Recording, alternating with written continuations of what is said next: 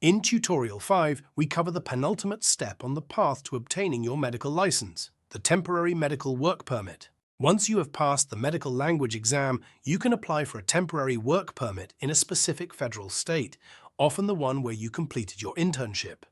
With this permit, you can work as a doctor in Germany and receive appropriate remuneration. This period allows you to fulfill the final requirements for your full medical license. The permit is typically valid for 2 years and is often limited to a specific hospital. In some cases, it can be extended. Applications are submitted to the relevant state authority, such as the Regional Administrative Office. A list of these authorities can be found in our booklet, which you can download for free. Key documents for your application include your medical degree, language certificates, a work contract, and a medical fitness certificate.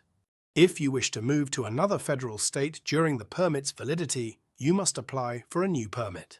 Keep in mind that requirements may vary between states, so ensure you gather the necessary information early. All additional details and the download link can be found on our website. Simply enter the link displayed into your browser. Wishing you the best of success.